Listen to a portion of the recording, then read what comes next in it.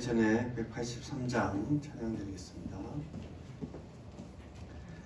183장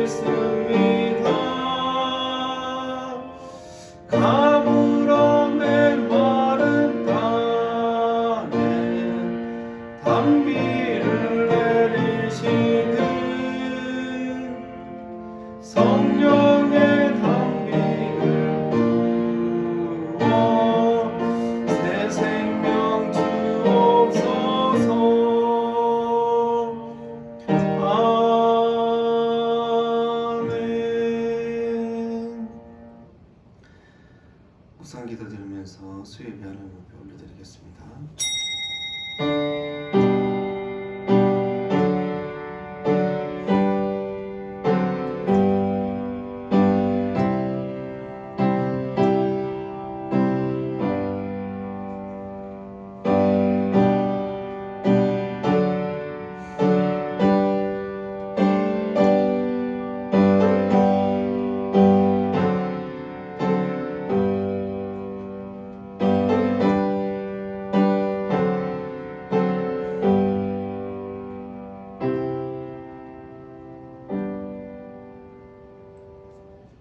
주님, 오늘도 우리를 불러주시니 감사드립니다. 하나님 앞에서 예배하게 하시고 예배 가운데 주께서 주시는 은혜와 평강이 있게 하여 주옵소서.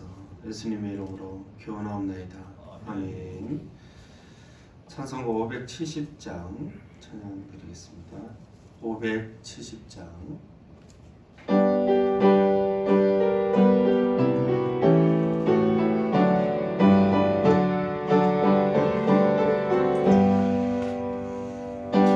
나를 기르시는 목자여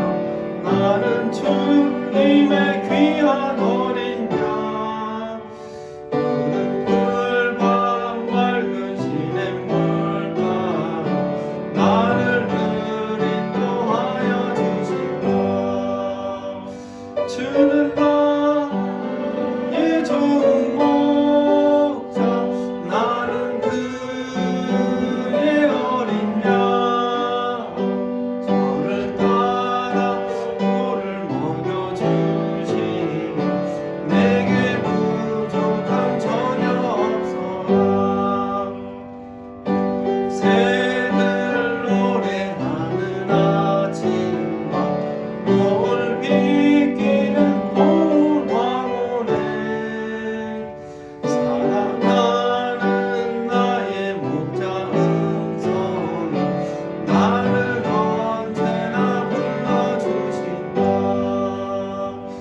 주는 나의 좋은 목자 나는 그의 어린 양 저를 따라 꿀을 먹여주시니 내게 부족함 전혀 없어라. 못된 짐승 나를 해치 못하고 거친 비바람 삼지 못하리.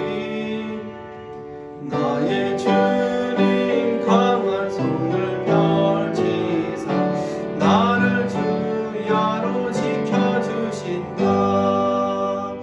주는 나의 좋은 목자 나는 그의 어린 양 저를 따라 꿀을 먹여주시니 내게 부족함 전혀 없어라.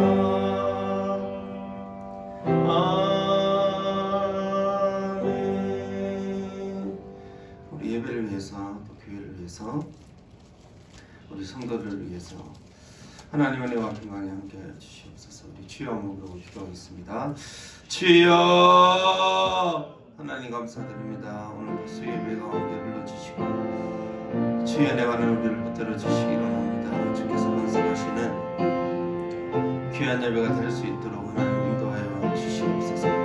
하나님께서 간섭하여 주시기를 원합니다. 3일 동안도 하나님께서 도우시고 역사하여 주시고 하나님 아버지 우리가 하루를 살아와서 주여 하나님 오늘도 예배 가운데 하나님의 말씀을 듣고자 합니다. 기도하고자 합니다.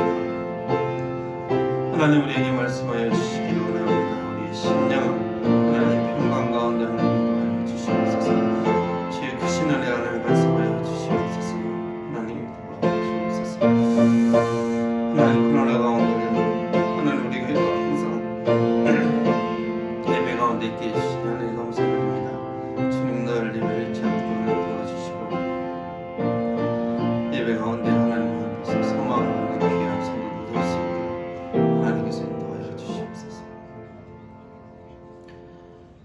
하나님 아버지 감사드립니다. 말씀을 듣습니다. 주의 말씀 가운데 우리 모든 성도들이 귀 있는 자 될 수 있도록 하나님께서 역사하여 주시옵소서. 주의 한 말씀 한 말씀이 하나님 이 작은 시처럼 우리의 말씀 가운데 떨어진다 할지라도 30배 60배의 큰 열매를 맺는 귀한 능력의 말씀 생명의 말씀이 되게 하여 주옵소서. 이 말씀 붙들고 또 하나님 우리가 이 땅 가운데 하루하루 살아갑니다.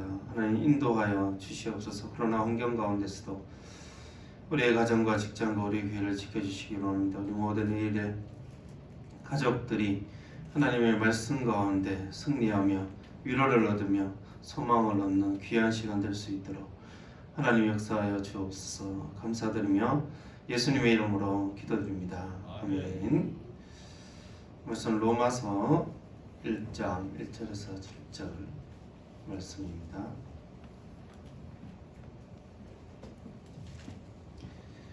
로마서 1장 1절에서 7절 말씀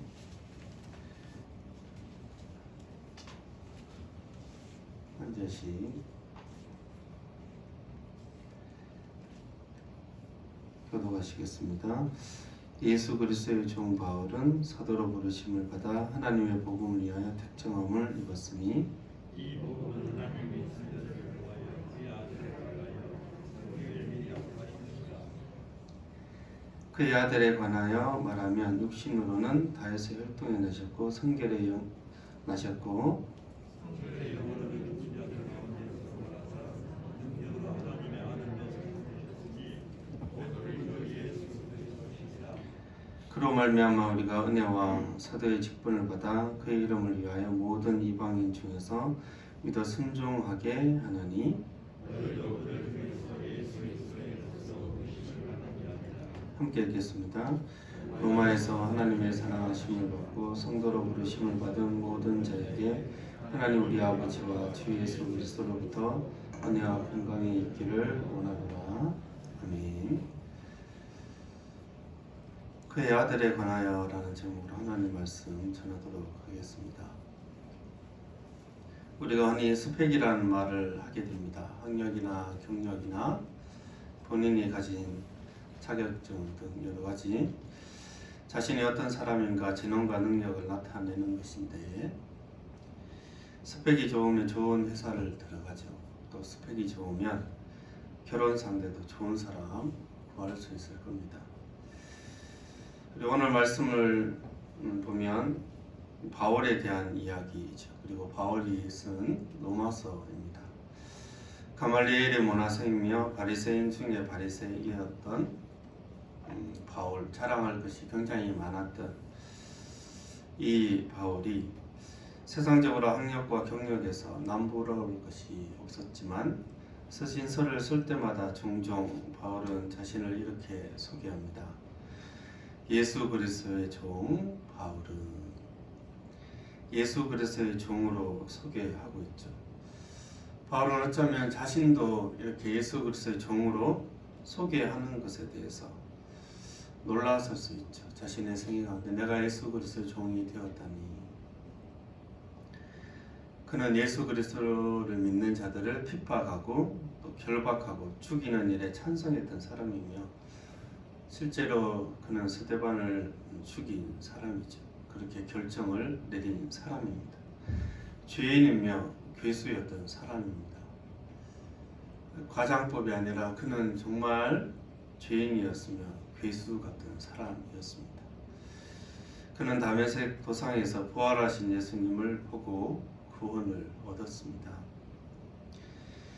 그의 종이라는 이 말은 세상 사람들이 가장 싫어하는 말이죠. 내가 종입니다, 노예입니다 라는 뜻인데, 이 말을 좋아하는 사람이 누가 있겠습니까? 그럼에도 불구하고 이 바울은 또한 어쩌면 예수를 믿는 모든 사람들에게는 이 종이라는 표현이, 예수 그리스도의 종이라는 표현은 하나의 큰 진리이며 사실이며 또한 영광스러운 고백이 되는 것입니다. 내가 예수 그리스도의 종이 되었다. 예전에는 내가 죄의 종이었으며 무지했을 때는 예수 그리스도를 핍박하며 공중 권세 잡은 자의 앞잡이 노릇을 그는 했었는데, 어쩌면 우리도 동일한 그런 삶들을 살아갔었는데, 지금은 하나님의 아들, 부활하신 영광의 주이신 그분의 종이 된 것입니다.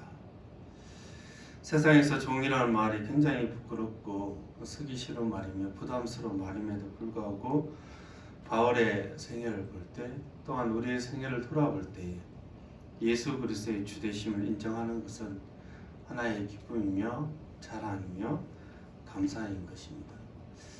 여러분, 우리는 우리 자신을 어떻게 소개할 수 있습니까?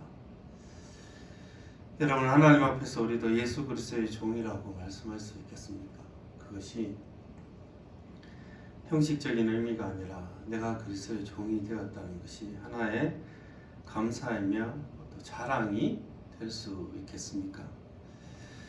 우리의 이런 정체성, 스펙을 소개할 때 처음 시작이, 저는 예수님 종입니다. 목사님 경력이 어떻게 되죠? 저는 예수님 종입니다. 학력이 어떻게 되지만 저는 예수님의 종입니다. 이 또라이 아닙니까? 또라이. 주의 종입니다. 이게 그냥 하는 얘기가 난 주의 종인데, 이게 가장 중요한데 이 얘기를 하지 않고는 내가 다른 얘기를 할 수가 없는데, 저는 예수 그리스도의 종이다. 사실 이 말을 하기에도 합당치 않은 사람들인데 그럼에도 불구하고 우리 주 예수 그리스도께서 나의 죄를 위하여 죽으시고 부활하심으로 구원을 얻었고 또 우리의 삶의 모든 것을 또 다스리시고 또 그리스도께서 나의 주 나의 하나님임을 고백하도록 하나님께서 은혜를 주셨는데 이런 이 고백이 우리의 자랑이며 감사가 되기를 주의 이름으로 축원합니다. 아멘. 자신을 종으로 소개하고 난 뒤에 그는 사도로 부르심을 받았으며 하나님의 복음을 위하여 택장함을 입었다라고 연속해서 말씀을 하고 있습니다. 종의 모습으로서 사도는 부르심을 받아서 살아가는데 그 부르심은 사도의 직분을 받아서 살아갑니다. 그리고 그 내용은 복음을 전하는 사람이죠. 그는 종에 대한 분명한 의식과 사도로서 복음을 위한 확실한 소명을 받았음을 알고 있습니다. 여러분, 우리의 정체성과 삶의 목적은 하나님과의 관계를 통해서만 알 수 있습니다. 내가 학력이 있고 내가 경력이 있는 것으로서 물론 설명할 수 있지만 근본적인 우리가 왜 이 땅 가운데 태어났습니까? 라고 이야기할 수 있는 것은 태어나게 하신 분과의 관계 가운데 우리 자신의 삶의 근본적인 삶을 이야기하고 설명할 수 있습니다. 그의 모든 것들은 허상이고 그의 모든 것들은 사실은 보이는 안개일 뿐입니다. 하나님과의 관계 가운데 우리의 삶의 목적을 설명하지 못한다면 사실은 그의 모든 삶은 본인의 진짜 삶이 아니라 허상이며 아바타일 경우가 많은 것이죠. 우리 성도는 자신이 누구인가를 설명할 때 하나님과의 관계로만 설명합니다. 내가 어떠한 사람인지, 내 삶의 목적이 무엇인지, 내가 하루하루 왜 살아가는지에 대해서는 우리가 성도이기 때문에 그것들을 이야기할 수 있는 것이죠. 바울도 그 이야기를 하고 있는 것입니다. 자신이 어떤 사람이며 무엇을 위해 살아가는지 분명한 방향을 갖고 있습니다. 택정함을 입었다고 얘기해요. 나는 택함을 받았다. 사도로서 내가 택함을 받았습니다. 구원을 얻고 보니 그것을 내가 알게 됐습니다. 내 인생 어떻게 살아야 되는지 내가 이제 이야기할 수 있는 사람이 된 것입니다. 여러분, 우리도 그러한 사람들이지 않습니까? 예수 그리스도를 따르는 자들은 어떤 인종이든 성격이든 어떤 모습들을 가졌든지 간에 그의 모든 어떤 삶들의 모습들이 목사든 전도사든 교사든 기술자이든 아니면 공무원이든 회사원이든지 간에 집안일을 하든 바깥일을 하든지 간에 우리는 그리스도와의 관계를 통하여서만 우리의 삶이 어떤 것인가를 이야기할 수 있는 사람이며 또 우리의 삶은 복음을 전하며 복음 가운데 살아가는 복음을 드러내는 삶인 것입니다. 이제 우리는 이런 고민을 하면 안 됩니다. 내가 왜 살아야 되는지 왜 살아야 됩니까? 우리를 구원하신 분이 하나님이십니다. 어떻게 살아야 되는지 모르겠습니다. 복음을 전하며 사는 것입니다. 그리고 복음에 합당한 삶을 그냥 살아가는 것입니다. 우리는 예수 그리스도를 믿었을 때 이런 문제는 더 이상 이야기하시면 안 됩니다. 난 왜 살아야 되는지 모르겠어요. 빨리 죽어야지. 다 불신앙적인 것이며 다 이게 안 믿는 사람들이 하는 이야기입니다. 우리 이미 알고 있죠. 우리가 이렇게 살아가는 것이 피곤하고 힘들 수는 있지만 우리는 근본적인 것들을 계속 고민하는 사람들이 아닙니다. 왜 살아야 되지? 내가 이렇게 살면 되겠냐? 내가 뭘 해서 살아야 되지? 계속 근본적인 질문을 해대는 사람들이 아니라 그 부분에 있어서는 확실해야 되는 것입니다. 우리는 예수 믿는 사람이며 그리스도를 통하여 우리가 부족하지만 내가 주를 위하여 살아가는 사람임을 우리는 분명히 알고 있는 사람들인 것입니다. 2절 같이 한번 읽어보겠습니다. 시작. 이 복음은 하나님의 선지자를 통하여 그의 아들에 관하여 성경에 미리 약속하신 것이라. 그는 복음을 위하여 특정함을 입었는데 이 복음은 어떤 것이냐면 하나님이 선지자를 통하여 이야기하신 것입니다. 그리고 그것은 근본적으로 한마디만 이야기하면 복음은 뭡니까? 이렇게 이야기할 때 그 아들에 관하여 말씀하시는 것이죠. 4절 그 복음은 곧 우리 주 예수 그리스도에 대한 이야기인 것입니다. 그분의 성품이든 그분의 능력이든 그분의 하신 사역이든지 간에 복음은 예수님에 대한 이야기입니다.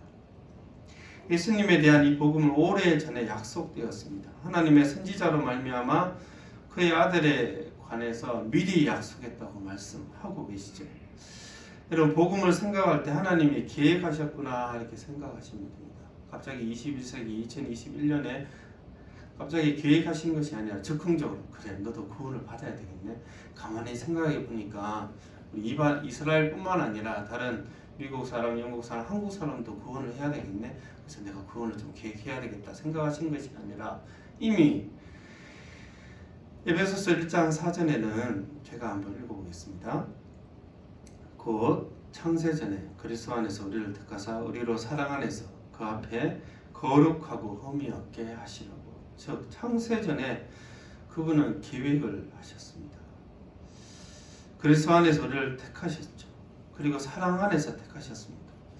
여러분 역사 가운데 하나님께서 얼마나 약속에 신실하신가를 우리는 말씀을 통해 알아야 하며 그것을 또한 믿어야 합니다. 이 죄인을 향하신 하나님의 열심이 얼마나 대단합니까? 창세전부터 자신이 계획하신 것을 꺾지 않고 계속해서 진행해 가셨습니다. 여러분 노아 홍수 때 얼마나 많은 사람들이 악했습니까? 악이 가득 찼었습니다. 오죽하면 노아 가족 외에는 몇 사람 외에는 채 10명도 안 되는 그 사람들 외에는 모든 사람들이 물로 심판을 받았습니다.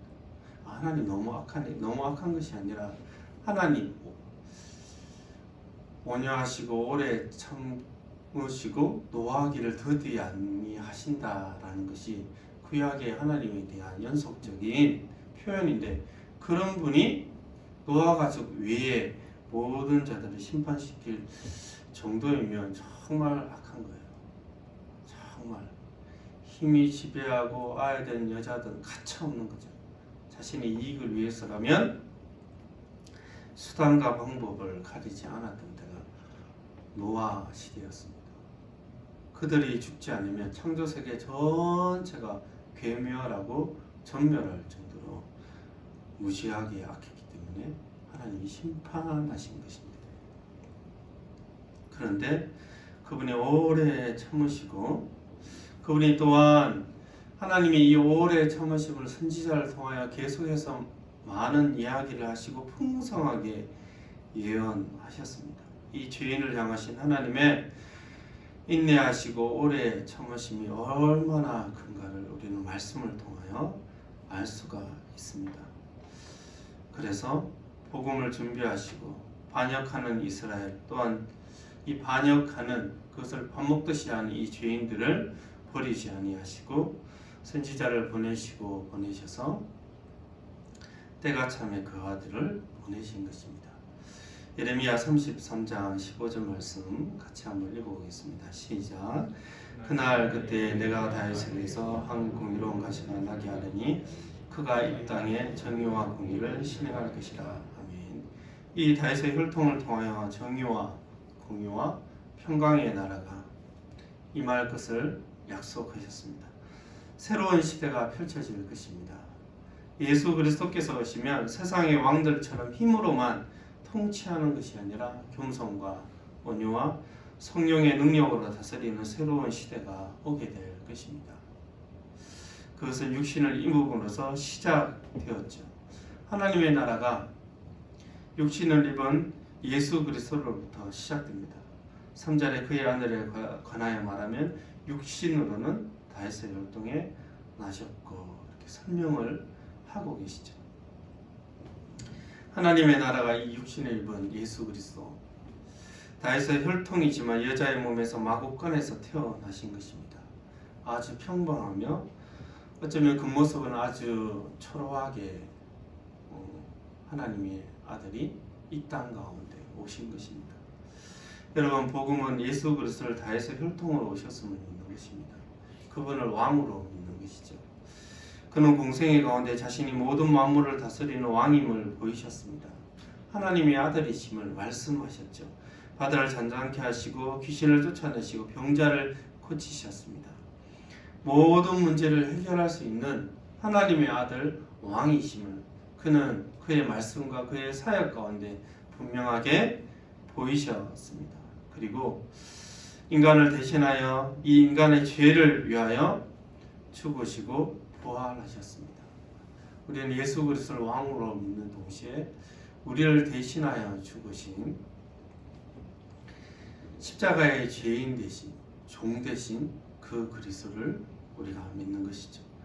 왕이시자 종이며 종이자 왕이신 그분을 우리는 분명하게 믿을 때 우리는 복음을 믿었다 이렇게 이야기를 할 수 있는 것입니다. 그분이 인간으로 이 땅에 오셨다는 것은 단순히 십자가 지기 위해서 이렇게 인간에 오셨다는 뜻이 아닙니다. 그분은 인간의 삶을 살아가셨습니다. 슬픔과 고통과 기쁨과 즐거움과 외로움과 배고픔과 지정의를 지닌 인간의 모든 삶을 살아가시고 인간을 대신하셨죠. 인간을 대신하려면 인간이 되어야 합니다. 그냥 십자가 지시기 위해 하늘에서 뚝 떨어져서 그래 나 십자가 질게 하고 1년 동안 있다 십자가 딱 지고 이렇게 가버리시는 것이 아니라 그건 인간이 아니죠. 인간이 되시려면 인간의 방식대로 태어나셔야 되죠. 10달 있다가 이렇게 태어나시고 인간의 방식대로 살아나셨습니다. 그리고 인간이 가진 모든 것들을 경험하셨습니다. 그래서 히브리서 4장 15절에서 16절 말씀 같이 한번 읽겠습니다. 시작. 우리에게 있는 대제사장은 우리 연약함을 동정하지 못하실 이가 아니요 모든 일에 우리와 똑같이 시험을 받은 자로되 죄는 없으시니라. 그러므로 우리는 풍요하심을 받고 때를 따라 돕는 은혜를 얻기 위하여 은혜의 보좌 앞에 담대히 나아갈 것이니라. 아멘. 이렇게 인간으로서 시험을 받으신 분이시기 때문에 우리를 동정하시고 긍휼한 가운데 우리를 도우시는 것입니다. 여러분 우리가 도움을 받는 사람들이 누구입니까? 나와 비슷한 힘든 경험을 한 사람하고 이야기가 되지 않던가요? 도움을 받게 되죠.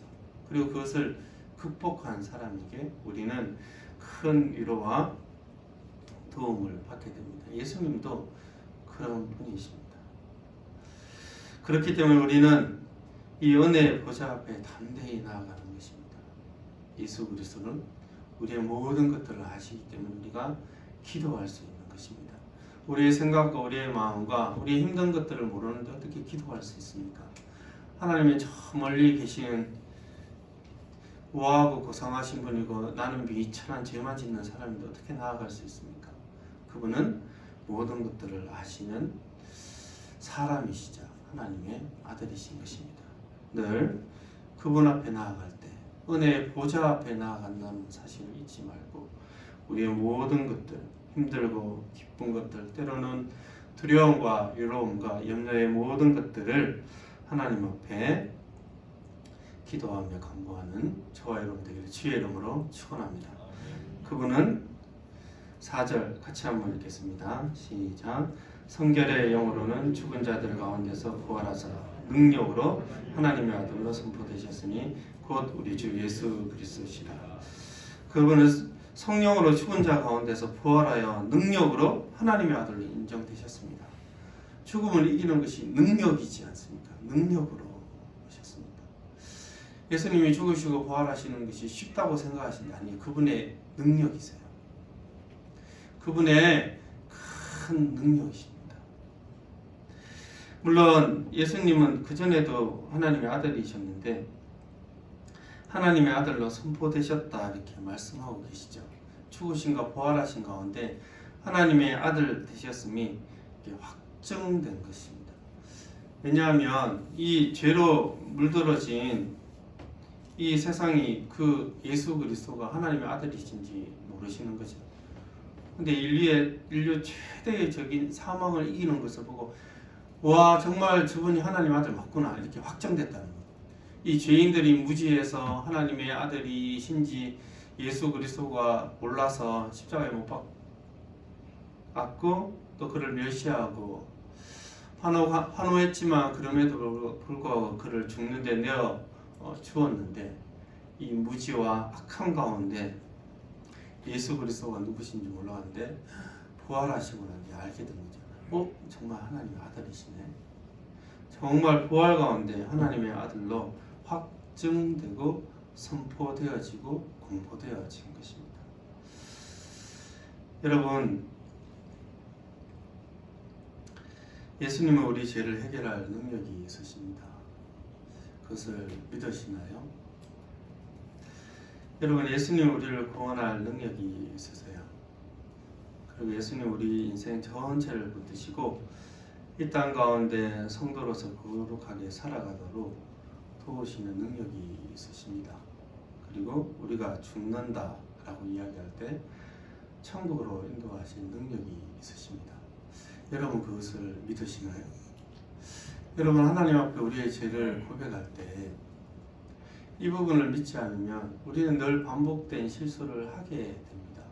말 실수하는 사람은 늘 말을 실수하고 행동으로 또 여러 가지 우리가 실수가 굉장히 많습니다. 물론 성숙되어지면 어떤 부분들이 줄어들긴 하지만 우리는 늘 죽을 때까지 우리가 연약하구나라는 것을 확인해야 되는 사람들인데 이 예수님께서 죄를 해결할 능력을 분명하게 믿지 않으면 기도하기가 힘듭니다. 우리가 이 예수 그리스도께서 우리를 거룩하게 하신다는 능력을 믿지 않으면 우리는 거룩하게 살아갈 소망을 갖게 되지 않습니다. 우리가 예수 그리스도께서 이 땅 가운데 인생 전체 붙드시고 인도하신다는 능력을 믿지 않으면 늘 염려 가운데 있습니다. 여러분 죄를 사하는 것은 당연하거나 자연스러운 것이 아닙니다. 예수님에게도 이것은 큰 고민거리고 능력입니다. 저절로 사해지는 것이 아니라 대가가 치루어져야 하는 것인데 그 대가를 치르는 것이 예수 그리스도의 피, 보혈의 능력인 것입니다.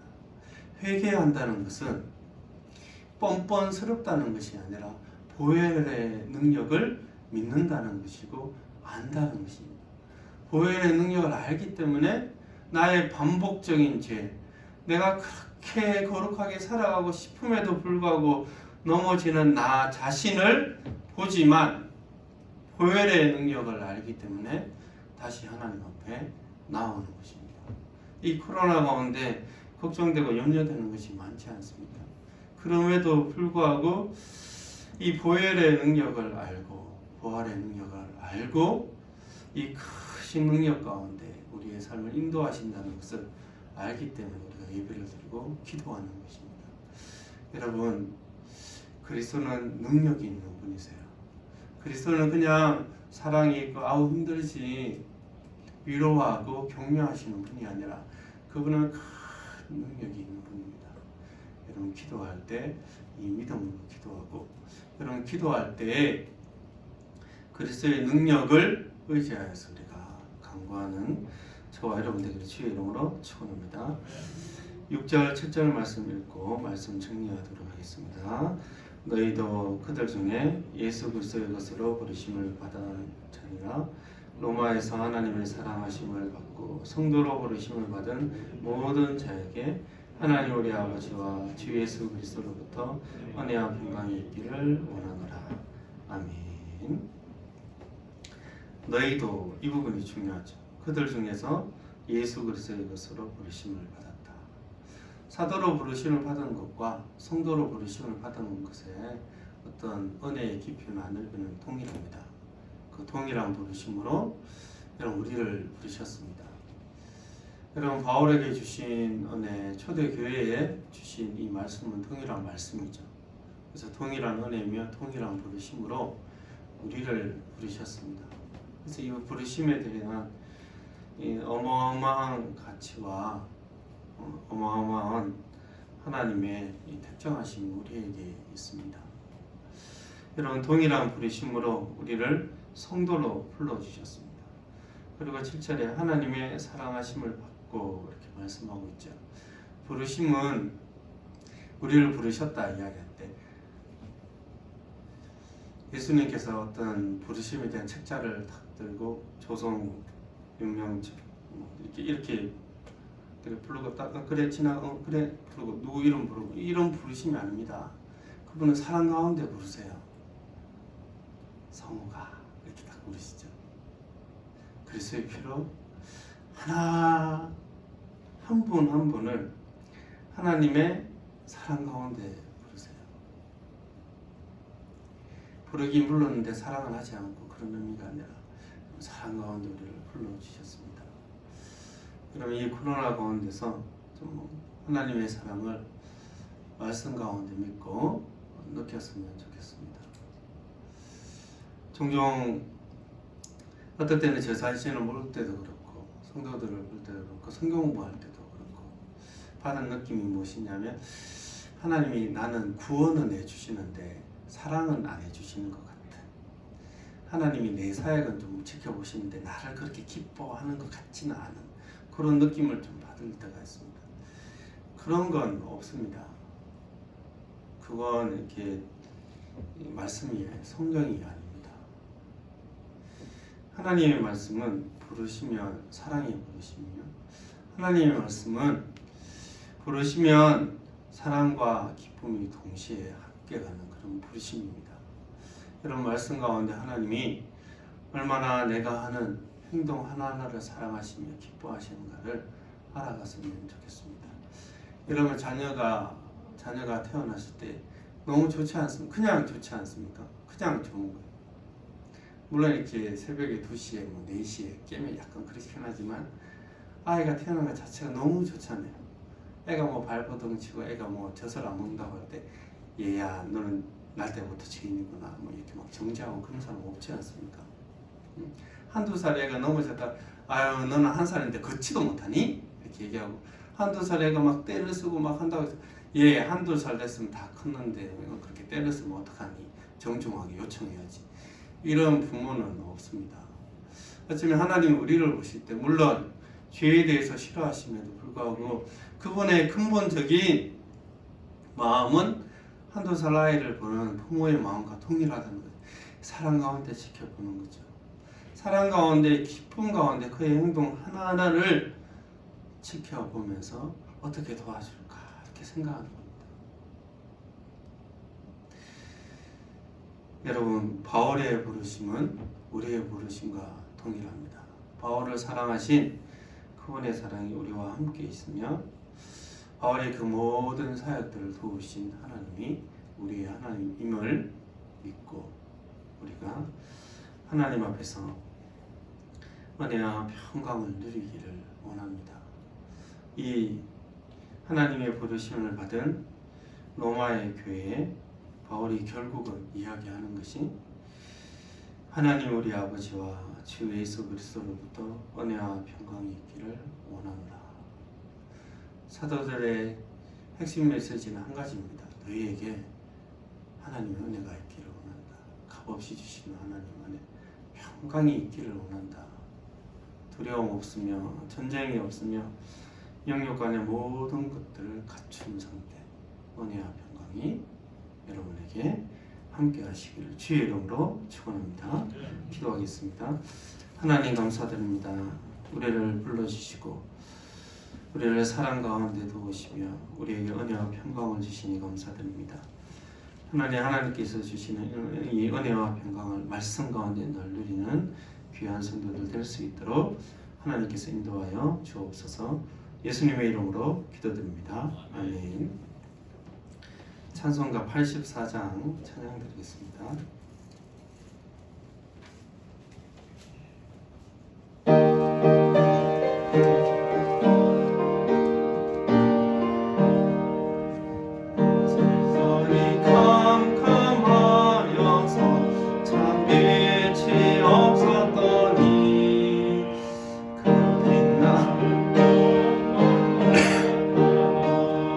세상 빛이 없네